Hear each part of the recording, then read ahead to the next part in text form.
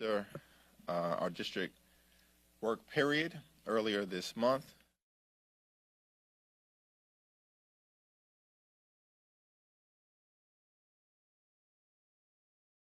Republicans are all about.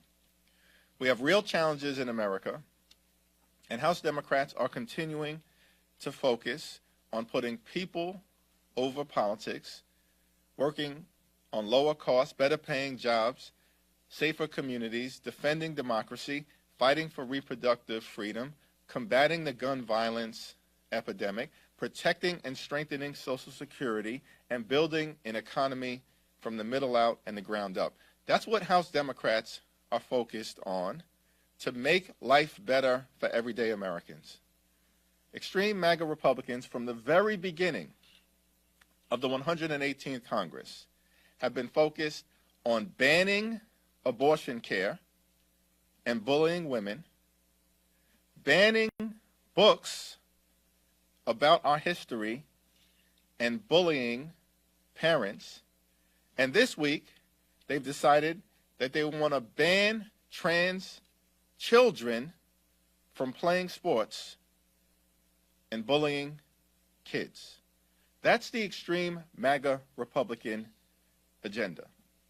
They're not focused on the economy, not focused on jobs, not focused on health care, not focused on inflation, not focused on public safety. In fact, they want to defund the FBI and defund the Department of Justice. The extreme MAGA Republicans are showing the American people who they are. They're not even trying to hide their extremism. And Exhibit A is Marjorie Taylor Greene. She's totally out of control. But they don't care. The leadership apparently supports Marjorie Taylor Greene. The rank and file Republicans apparently support Marjorie Taylor Greene. She's allowed to lie. She's allowed to debase the institution. Apparently, Marjorie Taylor Greene is even allowed to elevate someone who appears to have engaged in espionage and treason against the United States of America. And it doesn't matter, because Marjorie Taylor Greene is the face of this version of the House Republican Conference. Questions? Thank you, Mr. Leader. You just described Republicans as extreme MAGA Republicans, yet your colleague on the Senate side, Senator Joe Manchin, just put out a statement applauding Speaker McCarthy's debt limit proposal and saying that the president should sit down with him. And the fact that he hasn't, he says, is a deficiency of leadership. How do you respond to that, and shouldn't Democrats be on the same page? Well, Democrats in the House of Representatives are on the same page, and I believe we're on the same page with the overwhelming majority of Senate Democrats, and certainly we remain on the same page with Leader Schumer. A default on our debt is not an option. It will have catastrophic consequences. And the extreme MAGA Republicans in the House of Representatives are flirting with a default. Paul Ryan, Ronald Reagan, Donald Trump, and other Republicans have consistently said over the last few decades that dealing with issues with respect to raising the debt ceiling should not involve gamesmanship, partisanship, or brinksmanship, because it's too serious an issue. And so President Biden and Democrats in the House and Senate have been pretty clear.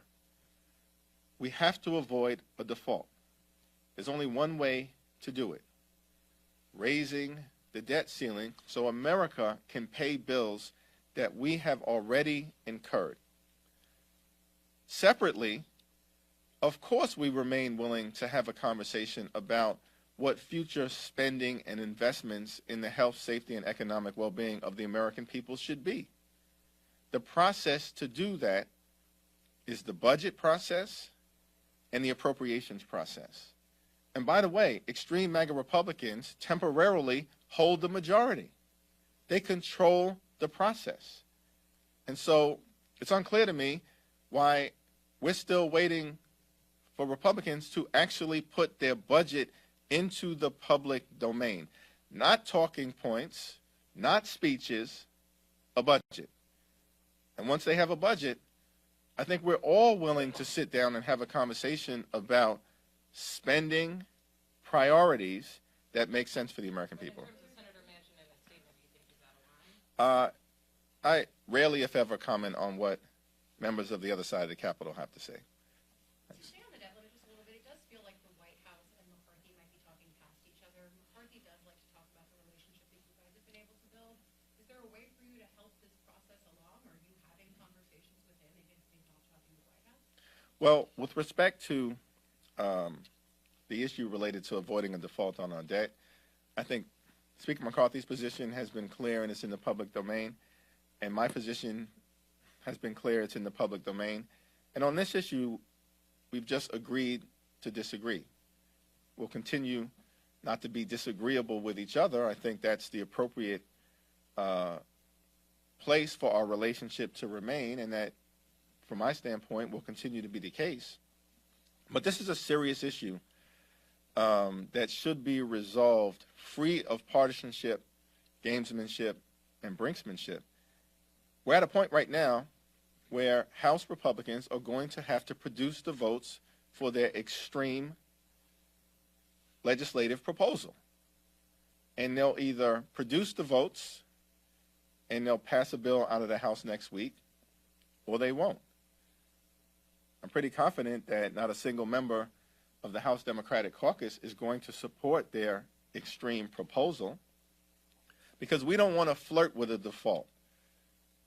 A default will crash the stock market and impact people's retirements. A default will trigger a job-killing recession, and a default will dramatically increase costs on everyday Americans. That is not to be played with, particularly given the fact that we are trying to emerge from COVID and shutdowns of our economy because of a once-in-a-century global pandemic. And the last thing that we need right now is a man-made, manufactured default crisis because extreme MAGA Republicans are trying to jam their radical right-wing ideology down the throats of the American people. That transgender bill that just passed is expected to be dead in the water in the Senate, but I wonder what type of impact, if any, do you think these types of legislation could have on the 2024 election where the House, Senate, and presidency are all up for grabs? I believe in the fundamental goodness and decency and integrity and respectfulness of the American people. And for me, this is not about politics.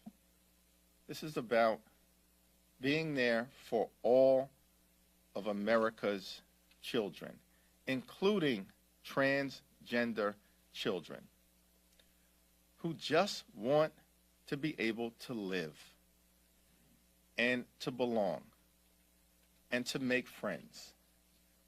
That's something that all Americans, I believe, all decent, kind-hearted Americans fundamentally support.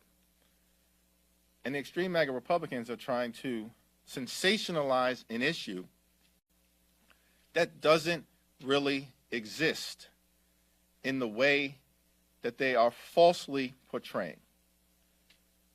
If this is about elite sports competition, let's allow the relevant organizations involved in elite sports competition to do what they do and to set the framework and the boundaries and the rules of engagement. And you know what?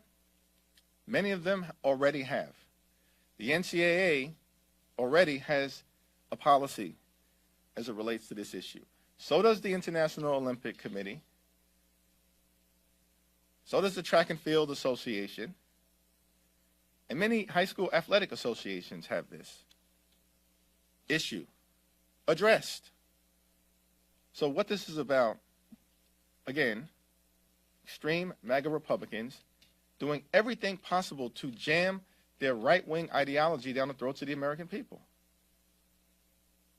And it continues to happen.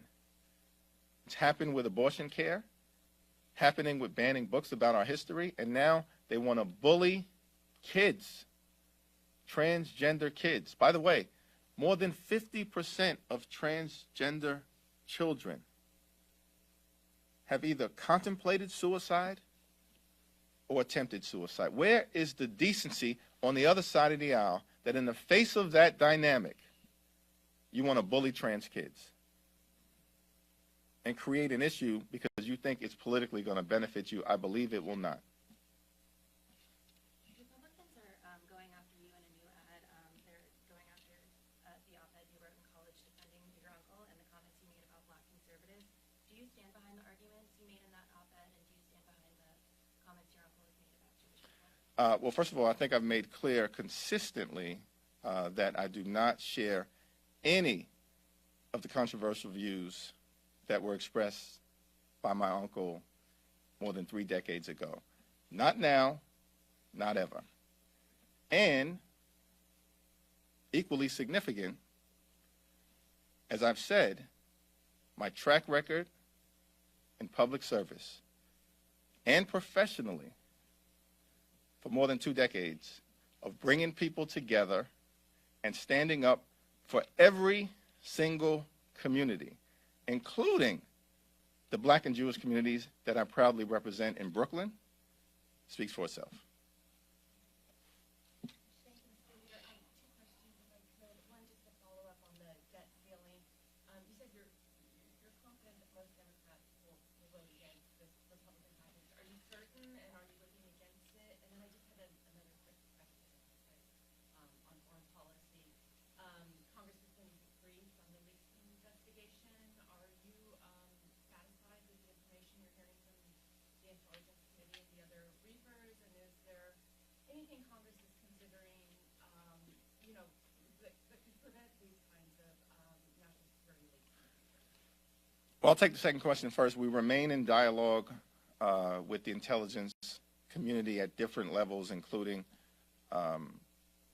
our top Democrats on the Intel Committee, our top Democrat on the Armed Services Committee. We want to get to the bottom of what happened, why it happened, and how do we prevent this type of leak from ever happening again. We also have to get a sense of what was the extent of potential foreign or bad actor manipulation in the documents that were leaked in terms of what may have been propaganda put into the public domain and what may have been actual documents in their original form that were intentionally leaked to do damage to the United States of America. So that's ongoing, but I have the highest degree of confidence and faith in the Biden administration to get to the bottom of what happened and to make sure this type of thing doesn't happen again or the risks are minimized. In terms of the extreme MAGA Republican so-called proposal that is really just marching us possibly toward a default, I haven't had the opportunity to speak to every single member of the House Democratic Caucus, but based on my conversations with the spectrum of people who are within the House Democratic Caucus, I haven't spoken to a single person yet that supports the extreme MAGA Republican proposal. Our position has always been the responsible one, the reasonable one. By the way, we're Team Reasonable, we're Team Normal, we're Team America, get stuff done, they're Team Extreme. And this is an example of an extreme MAGA Republican proposal. Dramatically cut things just for the purpose of cutting things that would undermine the health, safety, and economic well-being of the American people. By the way, they have us in a hostage-taking situation, and they haven't even been able to fully figure out the ransom note, which tells me that this is not really about principled public policy. Perhaps this is just about promises that were made to some of the more extreme elements within the party, and they're determined to have this fight for the sake of having a fight. But the problem is that even flirting with a default can do economic damage to everyday Americans. Senator Manchin's position aside, it seems there are others in the party who want a conversation between the White House and Speaker McCarthy to start over debt. Do you think that's appropriate for that conversation to begin? Who are the others in the party? Other House Democrats.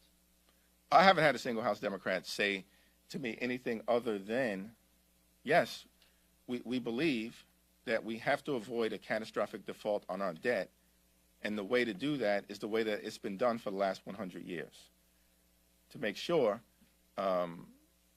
as was the case 3 times during the Trump administration, that we pay bills that the United States has already incurred. The American people understand that. You don't get a bill that you've already purchased items in connection with and say to yourself, no, I've kind of decided that it's not the right thing to do at this point in time, and want to have a fight about it unjustifiably. And so I believe that we also have taken the responsible position, which is to say, yes, let's have a debate and a discussion about the types of spending and investment and revenue priorities that would work best for the American people.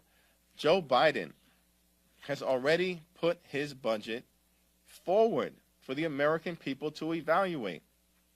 It's a budget that will strengthen and protect Social Security. It's a budget that will invest in building an economy that works for everyday Americans. And it's a budget that will reduce the deficit by over $3 trillion. So we're willing to have a conversation. Here's our plan for America. Show us your plan. It's missing. It's hiding. And so I don't know whether reasonable people would conclude that we should be negotiating against ourselves.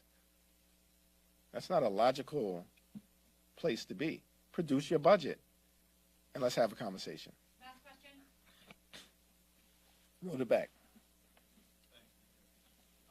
On guns, we're creeping up here on a month after Nashville.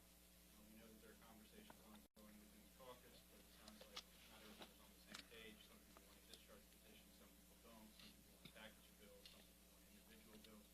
Have you settled on a strategy about how you're going to address the gun issue, knowing that Republicans aren't going to bring your favorite proposal?